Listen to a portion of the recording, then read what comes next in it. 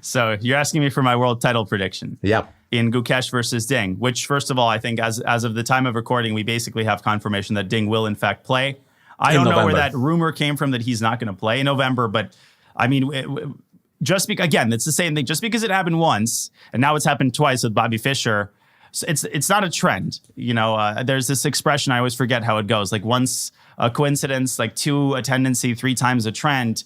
But okay, more often than not, the world champion has shown up throughout chess history to defend their title.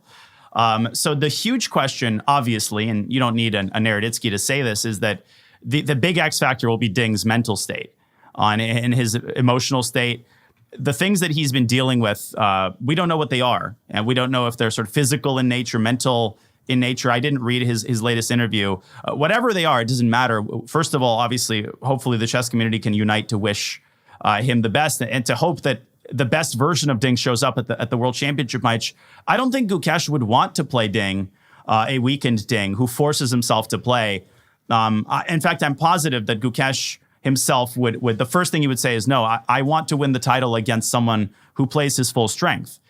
So if we can see a full strength Ding, the kind of Ding that crossed 2,800, the Ding that people have largely forgotten about, right? People have somehow, I think, sometimes think that Ding accidentally made it to where he was because there's this recency bias, and I totally get it. Can you name, for example, a tournament that Ding won?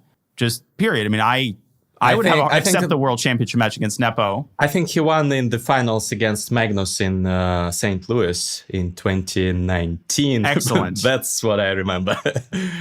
And I asked this not disparagingly, but the opposite. That's what I also remember, that final rapid game against Carlsen.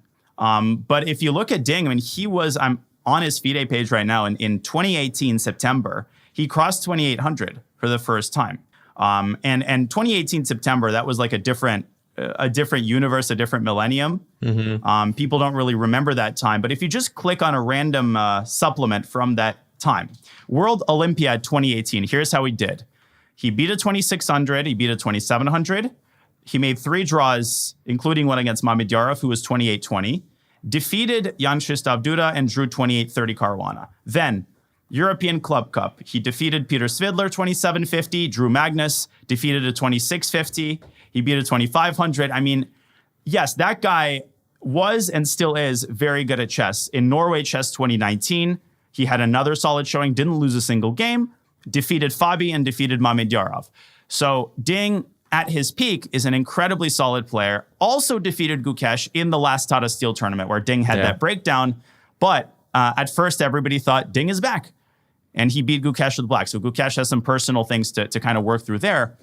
If the best version of Ding shows up, I think that you essentially have 2 players with pretty similar styles. Which are styles sort of in the general Magnus Carlsen camp, sort of more positional at their core than tactical. Opening preparation, I think, will play a very large role in this match because Ding with white cannot, I think, afford to come with the same kind of vanilla setups that he did against Jan. You know, the H3, Queen's Gambit declines. Ding has to put more pressure. We saw how ГУКЕШ reacts, for example, in the last round against Hikaru. If you don't put pressure on ГУКЕШ out of the opening, he is going to outplay you. He is going to hold the line, and he is not going to self-destruct, which is a huge strength. So opening prep will be fascinating to observe in that match. I would say it's very hard to make a prediction because we truly have no idea what kind of form Ding is going to be. And if he demonstrates the same form that he did against Jan, I think that ГУКЕШ is the favorite. If Ding can improve his opening preparation with white, if he can avoid time pressure and perhaps use ГУКЕШ's time pressure against him, and I do think that time management could be, insofar as we could point out some things that ГУКЕШ might want to work on, not suggesting that I mean, it is my business or even right to point that out, but things that I observed at the candidates, at least, the time management of the players will be interesting to watch. I would say ГУКЕШ is the slight favorite as I currently see it, with the big caveat that almost everything depends on Ding's mental and emotional preparation.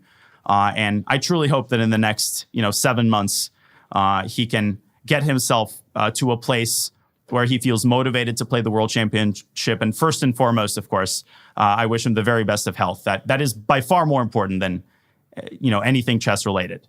Absolutely, absolutely. And I also wish to see Dean in his top form. You remember he also holds like #2 place for the longest streak of unbeaten games. 100 or something like that, games without a single loss against great players, top level chess players. So if we see Dean is in such shape, it could be very, very difficult for ГУКЕШ.